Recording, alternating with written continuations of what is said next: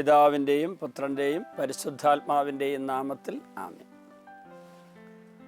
ഈശോയിൽ സ്നേഹമുള്ളവരെ, ദിനവൃത്താന്തം 2-ാം പുസ്തകം 7-ാം അധ്യായത്തിൻ്റെ 14-ാം തിരുവചനം നമ്മളിങ്ങനെ വായിക്കുന്നു. എൻ്റെ നാമം പേറുന്ന എൻ്റെ ജനം എന്നെ അന്വേഷിക്കുകയും തങ്ങളെ തന്നെ എളിമപ്പെടുത്തി പ്രാർത്ഥിക്കുകയും തങ്ങളുടെ ദുർമാർഗങ്ങളിൽ നിന്ന് പിന്തിരിയുകയും ചെയ്താൽ സ്വർഗത്തിൽ നിന്ന് ഞാൻ അവരുടെ പ്രാർത്ഥന കേൾക്കും, ഞാൻ അവരുടെ പാപം ക്ഷമിക്കും, ഞാൻ അവരുടെ ദേശം സമ്പുഷ്ടമാക്കും.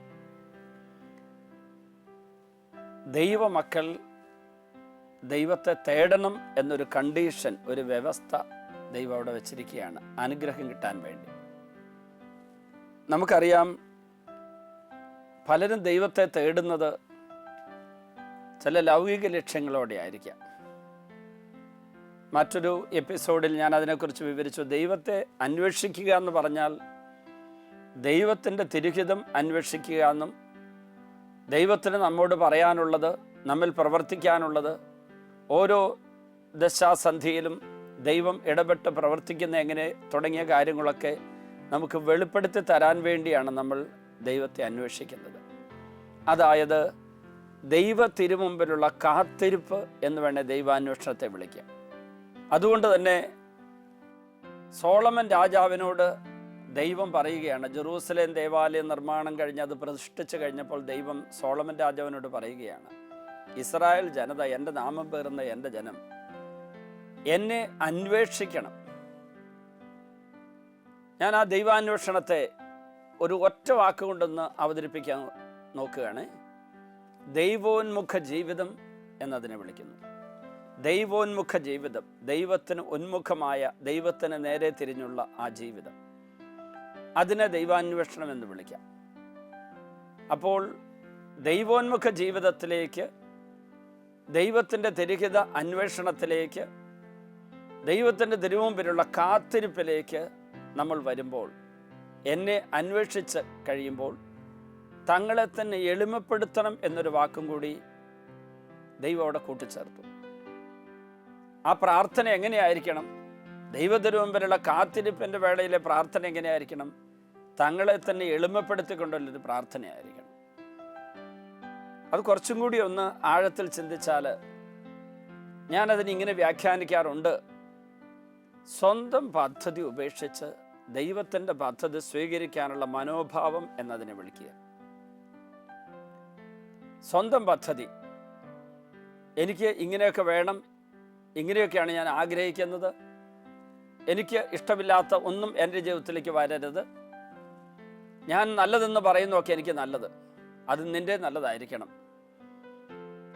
അവിടെ ദൈവത്തിന് എന്നോട് എനിക്ക് നല്ലത് എന്താണെന്ന് പറയാനായിട്ട് ഞാൻ അവസരം കൊടുക്കില്ല, അത് കേൾക്കാനും തയ്യാറല്ല. എനിക്ക് നല്ലത് എന്താണോ അത് ദൈവം എനിക്ക് തരണം. ഒരു വൈദികൻ പറഞ്ഞ കാര്യം ഞാൻ ഓർക്കുക. അദ്ദേഹം ഒരു ഇടവകയിൽ പ്രവർത്തനം ആരംഭിച്ചു. അവിടെ വളരെ ദരിദ്രരായിട്ടുള്ള ഒരു 500ഓളം കുടുംബങ്ങളുള്ള ഒരു സ്ഥലം. 500 കുടുംബങ്ങളിൽ ഒരു 15 കുടുംബങ്ങളേ ഉള്ളൂ സാമ്പത്തികമായി അഭിവൃദ്ധി പ്രാപിച്ചവർ. ഈ 15 കുടുംബങ്ങളിൽ മിക്കവരും തന്നെ പള്ളിയുമായി യാതൊരു ബന്ധമുള്ളവരല്ല.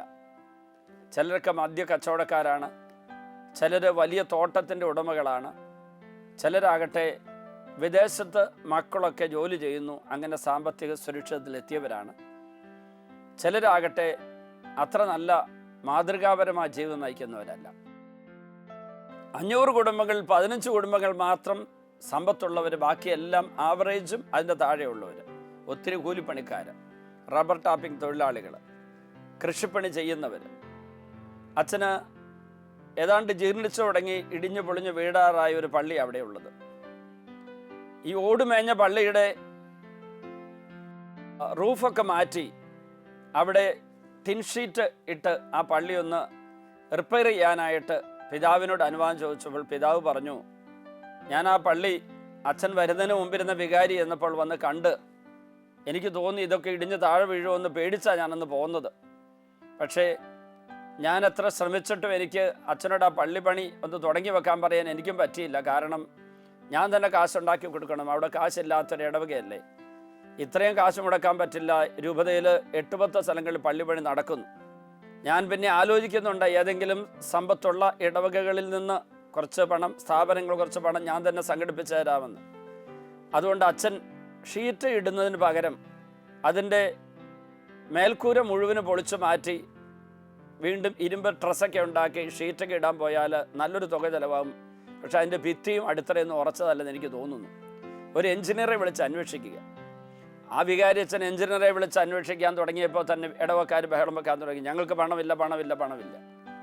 പ്രിയപ്പെട്ടവരെ, പിതാവ് പറഞ്ഞതായതുകൊണ്ട് വികാരി അച്ഛൻ എഞ്ചിനീയറെ വിളിച്ച് അന്വേഷിച്ചപ്പോൾ അടിത്തറ ബലമുള്ളതല്ലെന്നും ഭിത്തി എപ്പോഴും ഇടിഞ്ഞു വീണാമെന്നും അടുത്ത മഴക്കാലം കൂടി അവിടെ ഈ കെട്ടിടം ഉണ്ടാവുന്ന ഉറപ്പില്ലെന്നൊക്കെ പറഞ്ഞു കേട്ടപ്പം വികാരി ഈശോയുടെ മുമ്പിൽ ഒരു ദിവസം മുഴുവൻ പ്രാർത്ഥിച്ചു. ഒരു രാവിലെ കുർബാന കഴിഞ്ഞ് പ്രഭാതഭക്ഷണം കഴിഞ്ഞ് അവിടെ ഇരുന്നിട്ട് പിന്നെ അച്ഛൻ ഉച്ചഭക്ഷണം കഴിച്ചില്ല, 4 മണിക്കൊന്നും കഴിച്ചില്ല, അന്ന് രാത്രിയിലും കഴിച്ചില്ല. ഒരു രാത്രി 9-9:30 വരെ ഇരുന്ന പള്ളി ഇരുന്ന പ്രാർത്ഥന. ഇടയ്ക്കൊക്കെ പുറത്തിറങ്ങി നടക്കും, പിന്നെയും വരും. അന്ന് വൈകുന്നേരം അവിടുത്തെ കുക്കും കപ്പിയരും ഒക്കെ ഇത് ശ്രദ്ധിക്കുന്നുണ്ടായിരുന്നു. അവർ ചോദിച്ചു, അച്ഛൻ എന്താ അസ്വസ്ഥനായിരിക്കുന്നു? അപ്പം പറഞ്ഞു, പിതാവ് എന്നോട് പുതിയൊരു പള്ളി പണിയുന്ന കാര്യം എന്നോട് ആലോചിച്ചു. ഇടവക്കാരാകട്ടെ ഒരു എഞ്ചിനീയറെ വിളിച്ചപ്പോഴേ എതിർപ്പ് തുടങ്ങി. എന്ത് ചെയ്യണമെന്ന് ഞാൻ ഈശോയോട് ആലോചിച്ചുകൊണ്ടിരിക്കുകയാണ്. അപ്പോൾ അച്ഛൻ്റെ മനസ്സ് തുറന്നിരിക്കുക. എന്ത് വേണേലും ദൈവം വെളിപ്പെടുത്തി അത് ചെയ്യാം. അച്ഛന് പ്രത്യേക താല്പര്യങ്ങളൊന്നുമില്ല. ഏതായിരുന്നാലും അച്ഛൻ അന്ന് രാത്രിയായപ്പോഴേക്കും ഒരു ഉറപ്പ് കിട്ടി, ഈ പള്ളി പൊളിച്ചു പണിയാം. ആ വിവരം ഞായറാഴ്ച പൊതുയോഗം വിളിച്ചു കൂട്ടി അവിടെ സംസാരിച്ചു. ഒരു ഒറ്റ വോട്ടിൻ്റെ കൂടുതൽ കിട്ടിയപ്പോഴേക്ക്, ഭൂരിപക്ഷം കിട്ടിയപ്പോഴേക്ക് തീരുമാനം ഉറച്ചു, പള്ളി പുതുത് പണിയാം. ഇപ്പോൾ നിലവിലിരിക്കുന്ന പള്ളി പൊളിക്കണ്ട, വേറൊരു സ്ഥലത്ത് പള്ളി പണിയാനുള്ള സ്ഥലം കണ്ടെത്താൻ എഞ്ചിനീയർമാർ വന്നു, കണ്ടെല്ലാം ഉറപ്പാക്കി. അച്ഛൻ പള്ളി പണി തുടങ്ങുമ്പോൾ വെറും 50,000 രൂപയാണ് പള്ളിയിലുണ്ടായിരുന്നത്. പ്രിയപ്പെട്ടവരെ, ഏതാണ്ട് 1.25 കോടി രൂപ മുടക്കി ആ പള്ളി പണി പൂർത്തിയാക്കി. സ്വാഭാവികമായി ഒരൊറ്റ അച്ഛനും തയ്യാറാകാതിരുന്ന വലിയ കാര്യം അച്ഛൻ ചെയ്തതുകൊണ്ട് അച്ഛനെല്ലാവരും അപ്രീഷിയേറ്റ് ചെയ്തു. അപ്പോൾ നാട്ടുകാർക്കെല്ലാം ഉണർവായി, അച്ഛൻ അവിടെ കുറേ കാലം ഇരിക്കണം, അങ്ങനെ അച്ഛനെ നമുക്ക് സന്തോഷിപ്പിക്കണമെന്ന് അവരെല്ലാം തീരുമാനിച്ചു. അങ്ങനെ അച്ഛനും അവിടെ ഇരുന്ന് ഈ പുതിയ പള്ളിയിൽ കുറച്ചു കാലം വികാരിയായിട്ടിരിക്കാൻ ആഗ്രഹിച്ചപ്പോഴാണ് പിതാവ് അച്ഛനോട് പറയുന്നു, അച്ഛൻ മറ്റൊരു സ്ഥലത്തേക്ക് പോകണം. അത് അച്ഛനൊരു ഷോക്കായിപ്പോയി. അച്ഛൻ അത് കഴിഞ്ഞ് ധ്യാനിക്കാൻ വേണ്ടി എൻ്റെ അടുത്ത് വന്നു. എൻ്റെ ഒരു സുഹൃത്തായതുകൊണ്ട് അച്ഛൻ അവിടെ വന്നത്. അപ്പോൾ അച്ഛൻ ധ്യാനത്തിന് എന്നോട് പറഞ്ഞത്, ഞാനൊരു 2-3 ആഴ്ച ഇവിടെ ധ്യാനിക്കാനുണ്ടാകും. ഞാൻ പിതാവിനോട് അനുവാദം ചോദിച്ച് പ്രാർത്ഥനയ്ക്കായിട്ടൊന്ന് മാറി നിൽക്കുക. എനിക്ക് പകരം പുതുതായി പട്ടം കിട്ടിയൊരു കൊച്ചച്ഛനെ പള്ളിയിലേക്ക് തൽക്കാലം നിയോഗിച്ചിട്ടുണ്ട്. അപ്പോൾ തന്നെ എനിക്ക് തോന്നി എന്തോ കാര്യമായ ഒരു ദുഃഖമോ ഭാരമോ അച്ഛനുണ്ടായിരിക്കും. ഞാൻ പറഞ്ഞു, നമുക്ക് ഇടയ്ക്കൊന്ന് സംസാരിക്കാം.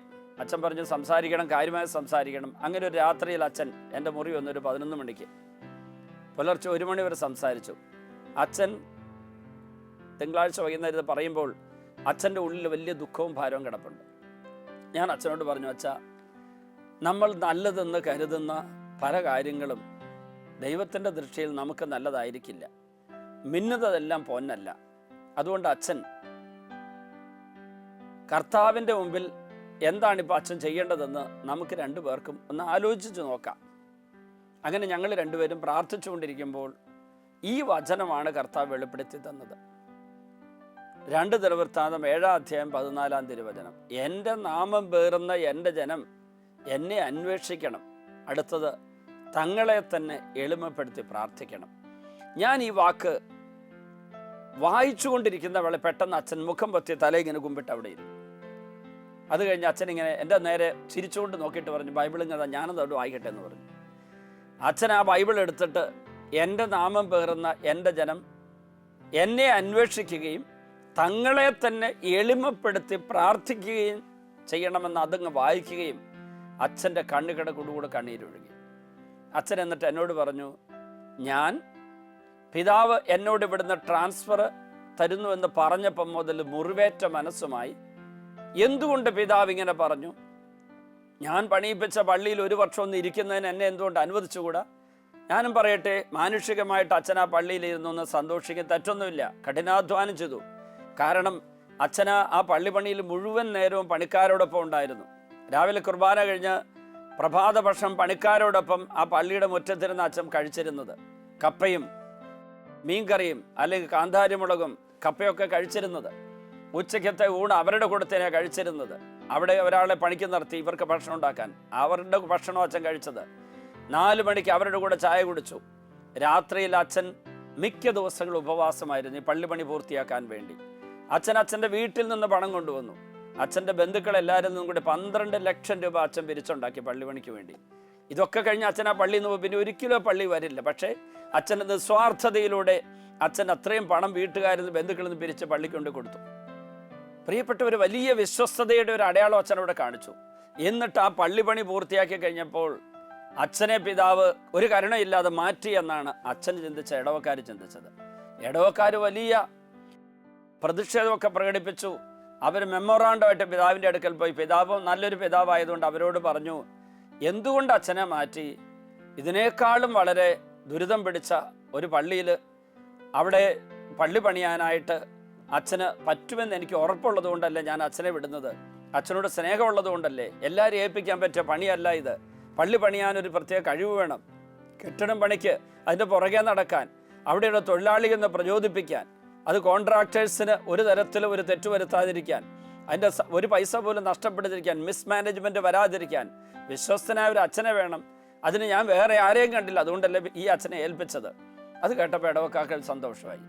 അച്ഛനൊരു പണിഷ്മെൻറ്റ് ട്രാൻസ്ഫർ കൊടുത്തതുപോലെ അവർ ചിന്തിച്ചെങ്കിലും പിതാവ് ഒരു പിതാവിനെ അപ്പനെ പോലെ ഇവരെ വിളിച്ചു കൂട്ടിയിരുന്ന് പറഞ്ഞു, നിങ്ങൾ വിചാരിക്കുന്ന പോലെ അല്ല, ഈ അച്ഛന് ഞാനൊരു ഒരു അംഗീകാരം കൊടുക്കുകയാണ് ചെയ്തത്.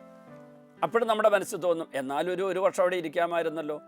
ഒരു വർഷം കൂടി അച്ഛൻ ഇരുന്നാൽ അച്ഛനെ ഏത് ഇടവകയെ നിയോഗിക്കുന്നുവോ ആ ഇടവകയിൽ വലിയ ദുരന്തങ്ങളോ നഷ്ടങ്ങളോ ഉണ്ടാകുമായിരിക്കും. ദൈവത്തിൻ്റെ പദ്ധതി ഏതായിരിക്കും?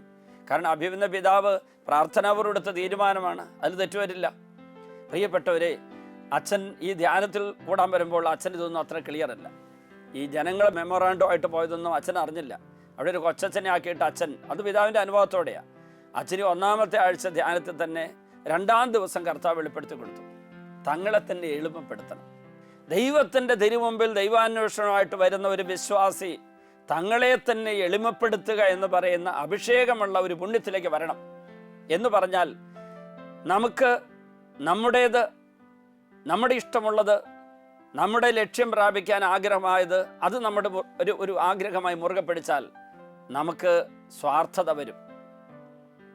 മുരുങ്ങൂർ ഡിവൈൻ ധ്യാന കേന്ദ്രത്തിൻ്റെ മലയാള വിഭാഗത്തിൻ്റെ ഡയറക്ടറാണ് ഞാൻ അവിടെ ഒരു ഓഡിറ്റോറിയം റിപ്പയറിങ് ആരംഭിക്കുന്നു, അല്ലെ പുതിയൊരു ഓഡിറ്റോറിയം പണിയാൻ ശ്രമിക്കുന്നു, അല്ലെങ്കിൽ അവിടെ എന്തെങ്കിലും ചെയ്യാൻ അവിടെയുള്ള അച്ഛന്മാരുടെ കൂടെ ഞങ്ങളെല്ലാവരും കൂടി ശ്രമിക്കുമ്പോൾ അത് എനിക്കെന്തെങ്കിലും നേട്ടമുണ്ടാക്കാൻ ആകരുത്, ദൈവത്തിന് മഹത്വം ഉണ്ടാകാൻ, അവിടെ വരുന്ന ദൈവജനത്തിന് സന്തോഷകരമായി ബുദ്ധിമുട്ടുണ്ടാകാതെ അഭിഷേകത്തോടെ ധ്യാനിച്ചും പ്രാർത്ഥിച്ചും കടന്നു പോകാൻ, അങ്ങനെയുള്ളൊരു കാര്യത്തിനാകണം.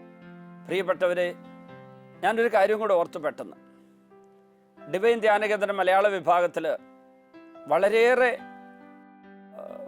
മോശമായി കിടന്നിരുന്ന, അല്ലെങ്കിൽ ചെളി പിടിച്ചും അല്പം ദുർഗന്ധമൊക്കെ വരുന്ന കുറച്ച് ഗോഡൗൺ പോലെ കിടന്നിരുന്ന ഒരു സ്ഥലമുണ്ട്. എൻ്റെ മുറിയിൽ നിന്ന് ഊട്ടുമുറിയിലേക്ക് ഇറങ്ങി പോകുന്ന ഒരു സ്ഥലത്ത് ഇടതുവശത്തായിട്ട്, വലതുവശത്ത് അവിടെയും അതുപോലെ തന്നെ വളരെ വൃത്തിഹീനമായി കിടക്കുന്നൊരു സ്ഥലമുണ്ട്.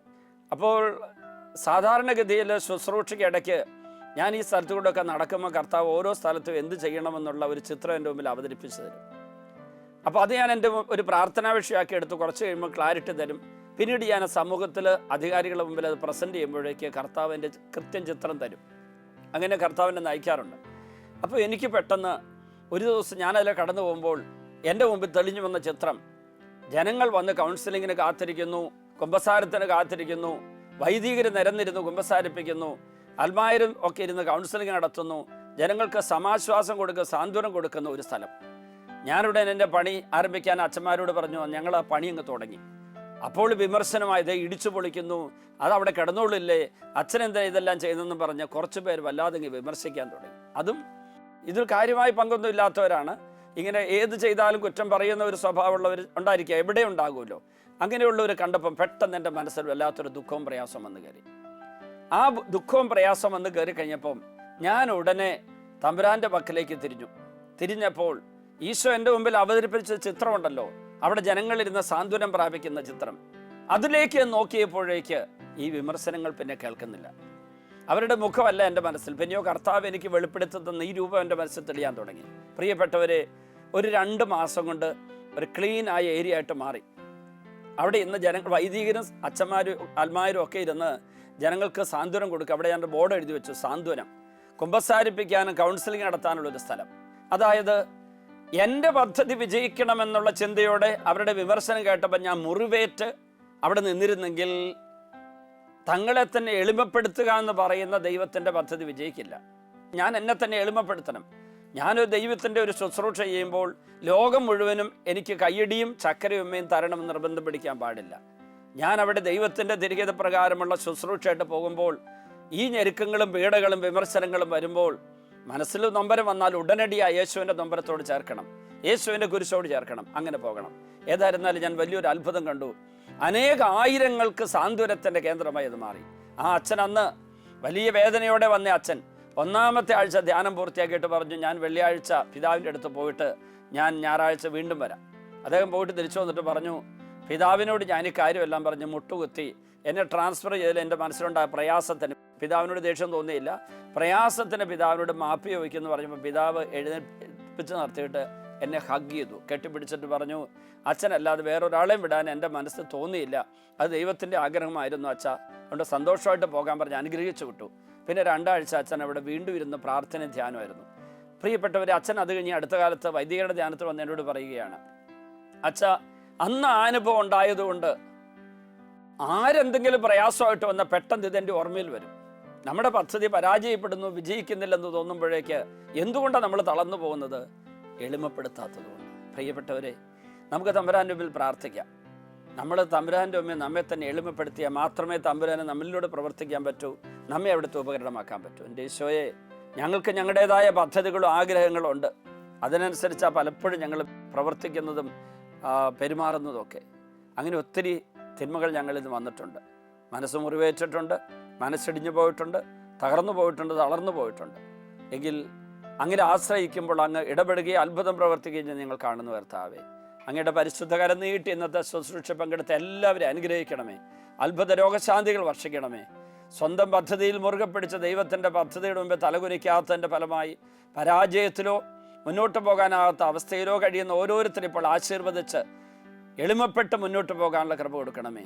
പരിശുദ്ധ അമ്മയുടെ വിമല ഹൃദയത്തിന് എല്ലാവരെയും പ്രതിഷ്ഠിക്കുന്നു. നമ്മുടെ കർത്താവ് ഈശോ മിശിഹായുടെ കൃപയും പിതാവായ ദൈവത്തിൻ്റെ സ്നേഹവും പരിശുദ്ധാത്മാവിൻ്റെ സഹവാസം നിങ്ങളോടുകൂടി ഉണ്ടായിരിക്കട്ടെ, ഇപ്പോഴും എപ്പോഴും എന്നേക്കും. ആമേൻ.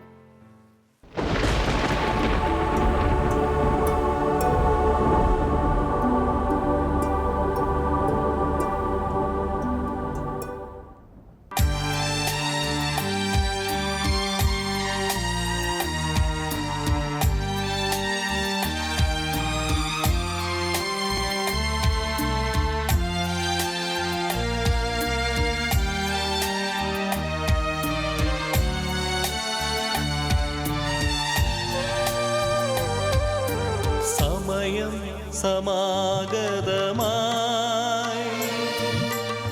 സകലരും അനുദപിക്കാൻ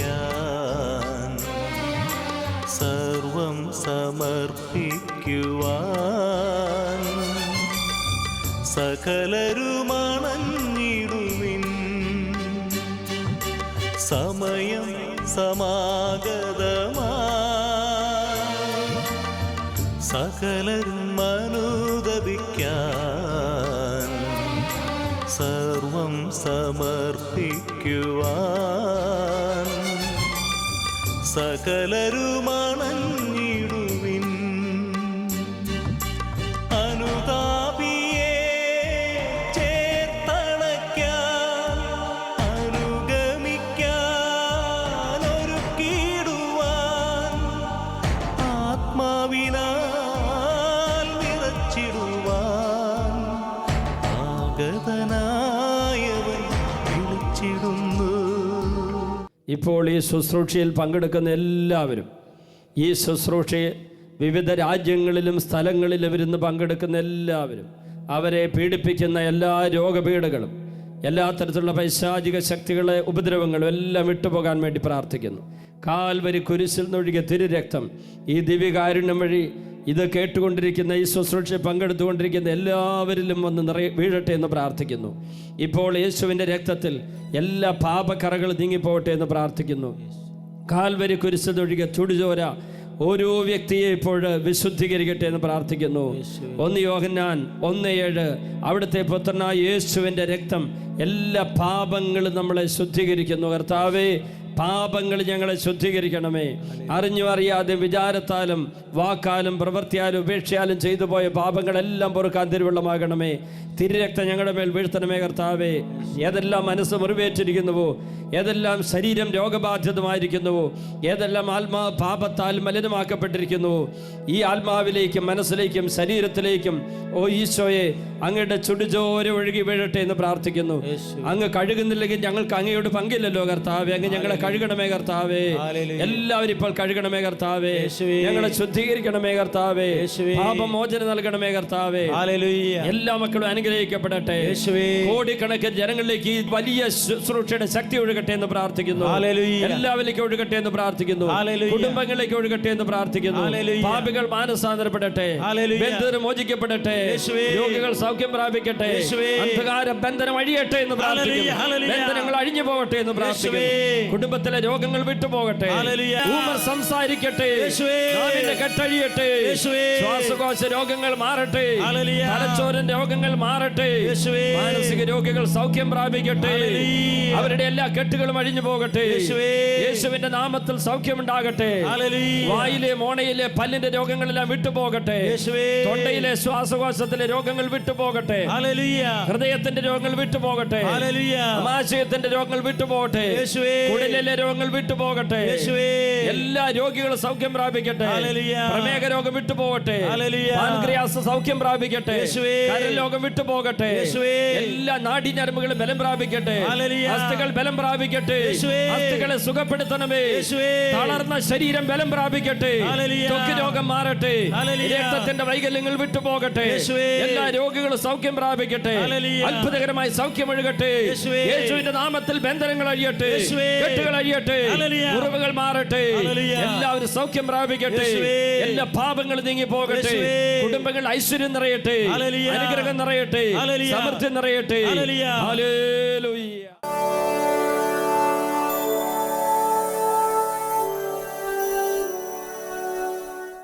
ഇന്നലെ വൈകുന്നേരം ചെവിയിൽ കേൾവിക്കുറവുണ്ടായിരുന്ന 4-5 പേർക്ക് വർഷങ്ങൾ പഴക്കമുള്ള കേൾവി നഷ്ടത്തിൽ നിന്ന് സൗഖ്യം കിട്ടി. വർഷങ്ങൾ പഴക്കമുള്ള ചെവി പൂർണ്ണമായി കേൾവി നഷ്ടപ്പെട്ട, ഒരു ചെവിക്ക് കേൾവി നഷ്ടപ്പെട്ട പലർക്കും സൗഖ്യം കിട്ടി. ചെവി പഴുപ്പുണ്ടവർക്കും സൗഖ്യം കിട്ടിയെന്നവർ സാക്ഷ്യം നൽകി. ഇപ്പം നമ്മൾ ഈ ആരാധന കഴിഞ്ഞപ്പോൾ ഈശോ വീണ്ടും ഒരു സന്ദേശം നൽകി. ഇന്നലെ വൈകുന്നേരം ആരാധനയോടുകൂടി സൗഖ്യം കിട്ടിയ ഒരു വ്യക്തി, ചെവിയിൽ പഴുപ്പുണ്ടായിരുന്നൊരു വ്യക്തിക്ക് സൗഖ്യം നൽകിയിരിക്കുന്നു എന്നുള്ള സന്ദേശം കർത്താവ് നൽകിയതാണ് ഞാൻ നിങ്ങളോട് വിളിച്ചു പറഞ്ഞത്. അത് ഈ നിൽക്കുന്ന വർഗീസ് എന്ന സഹോദരനാണ്. ചേർത്തല അടുത്തുള്ള അരൂരിനടുത്ത് എരമല്ലൂർ എന്ന നാട്ടിൽ നിന്നാണ് വരുന്നത്. കോൺട്രാക്ടറാണ്. ഇപ്പോൾ എത്ര വയസ്സ്? 15ാമത്തെ വയസ്സിൽ SSLCക്ക് പഠിച്ചുകൊണ്ടിരുന്നപ്പോൾ ഫുട്ബോൾ കളിച്ച് ഫുട്ബോൾ വന്ന് ഈ കരണത്തടിച്ച് അവിടെയുള്ള ചെവിയുടെ ഇയർ ഡ്രം പൊട്ടി. അത് കഴിഞ്ഞ് ഡോക്ടർമാർ അത് കീറി ഓപ്പറേറ്റ് ചെയ്യണം എന്ന് പറഞ്ഞു. പക്ഷേ നാണക്കേട് നിമിത്തവും ഭയനിമിത്തവും അത് ചെയ്യാതെ ഈ 41 വർഷങ്ങളായിട്ട് നടക്കുകയായിരുന്നു. 41 വർഷങ്ങളായിട്ടും ഈ ചെവിക്ക് പഴുപ്പുണ്ടായിരുന്നെന്നാണ് പറഞ്ഞത്. ഇനി വർഗീസ് തന്നെ സാക്ഷ്യം പറഞ്ഞുള്ളൂ എന്താ സംഭവിച്ചെന്ന്. 15 വയസ്സുള്ളപ്പോഴത്തേക്ക് എനിക്ക് ഫുട്ബോളിന് അടിപിടിച്ച് അടികൊണ്ട് എൻ്റെ ഡയഫ്രം പൊട്ടിക്കഴിഞ്ഞ് ഡോക്ടർമാരോട് ചോദിച്ചു കഴിഞ്ഞപ്പോൾ കേൾവി നഷ്ടപ്പെട്ടു പോയി.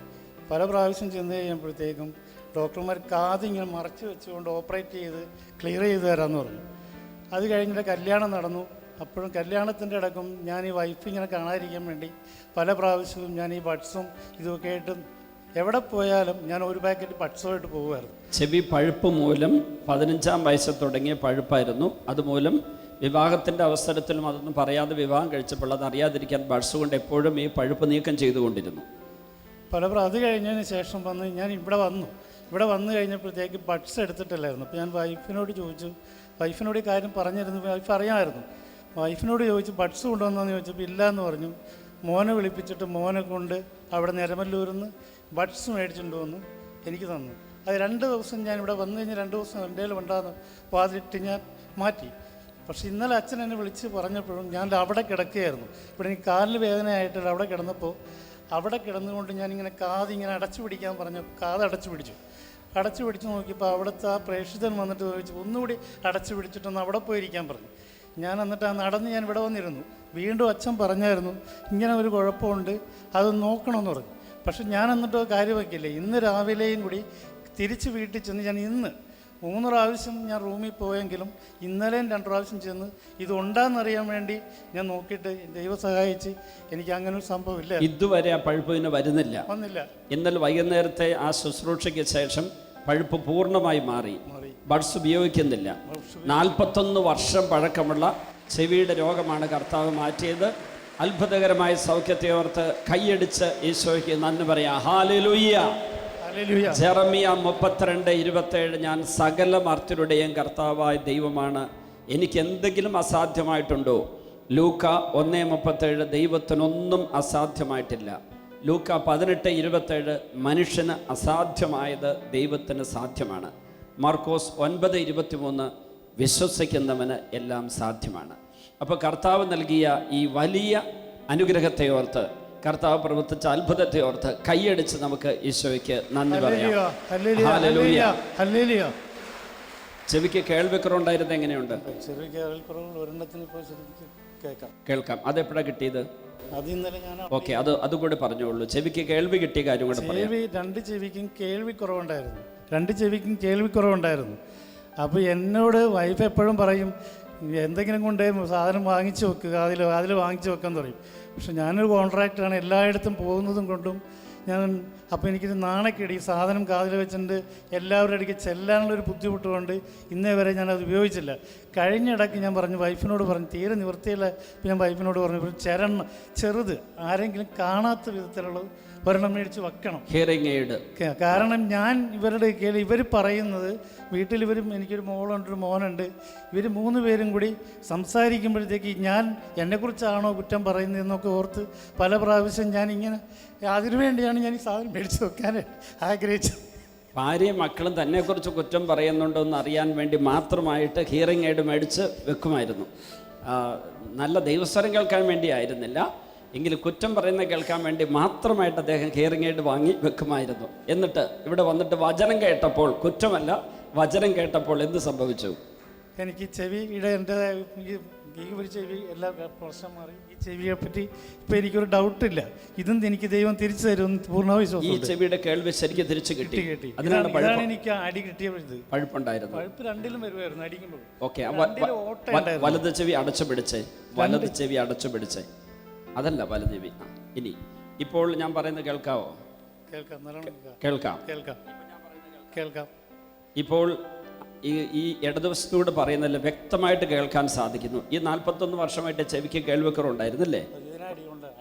അടി കൊണ്ട് ആ ചെവിക്ക് കേൾവിക്കുറവുണ്ടായിരുന്നു. ഇപ്പൊ ശരിക്ക് കേൾക്കാൻ പറ്റും. 41 വർഷമായിട്ടുള്ള കേൾവി ഇല്ലായ്മയും മാറി. അതും കർത്താവ് സുഖപ്പെടുത്തിയതിനകത്ത് വീണ്ടും നമുക്ക് കൈയടിച്ച് യേശുവിന് നന്ദി പറയാം. ഹല്ലേലൂയ.